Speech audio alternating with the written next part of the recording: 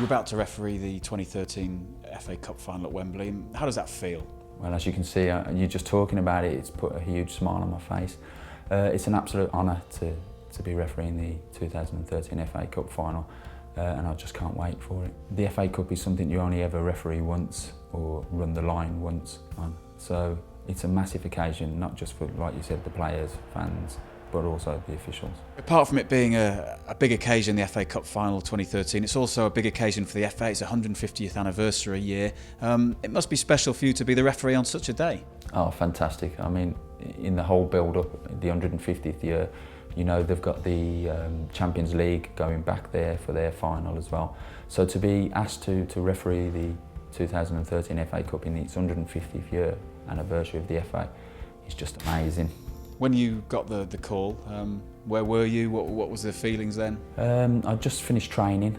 The call came in, and I have to apologise first. I said an expletive because I was totally amazed, you know, to get the call. And then when putting the phone down, I think I spent about 20 minutes with a tear in my eye, and I don't, you know, mind admitting that. It was very emotional. It took me 20 minutes to ring the wife and tell her, so yeah, unbelievable. And look around your kitchen here at home, and there's lots of cards from family, from friends. I mean, it's a big deal for lots of people involved with your life, isn't it? Oh, absolutely. You know, what the family have had to be put through in terms of, you know, in pursuing my career. You know, lots of time away from home, lots of trips abroad, you know, as an international referee as well. So this is really, you know, a big thank you to them as well, in terms of the support from family and friends. So Andre, we'll fast forward ahead to match day Saturday. What's your routine on a match day like this? I'll treat it like I do every other game that I referee on. You know, in terms of arriving at the stadium, going into the dressing room, laying out all my kit in preparation, in readiness for the event. So it'd be no different really.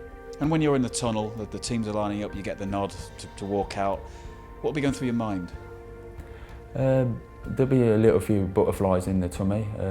What you want to do is go out there and obviously make the correct calls.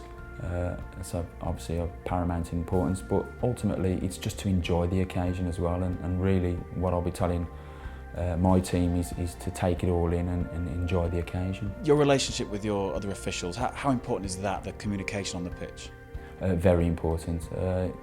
It's important to use the communication kit in the right way, because then it will add weight when it's used properly. But certain parts of the pitch, the field of play where we can't see or we need help from, you know, from sort of set pieces, we'll ask the assistant to look at somewhere different than what I'm looking at, so we're not all looking at the same thing. And you'll be, I guess, staying in a hotel locally. How will you sleep that night? Probably be tossing and turning, thinking about it, and, you know, just sort of visualising certain parts of the game, times in the game, you know, where I'm going to be standing for certain parts of corner kicks or free kicks. So it'd be just like visualising, but hopefully I'll get a good night's sleep. Is that quite a big part of refereeing, the visualising? I mean, everyone knows that players will sometimes do it and think about the game and visualise it, but referees do it as well? Absolutely, yeah. I mean, we'll be fortunate enough to attend Wembley Stadium on the Friday afternoon before the game. So that will be a chance to just have a look around and familiarise yourself with the surroundings and certain things. So yeah, it plays a big part in refereeing terms. When you're on the pitch, and FATV recently did an interview with Aruna Kone of Wigan, who speaks very little English. Maloney et Marc Manaman qui sont des joueurs techniquement décisifs. How difficult is it to communicate these days with players of different nationalities? Not really that difficult, to be honest.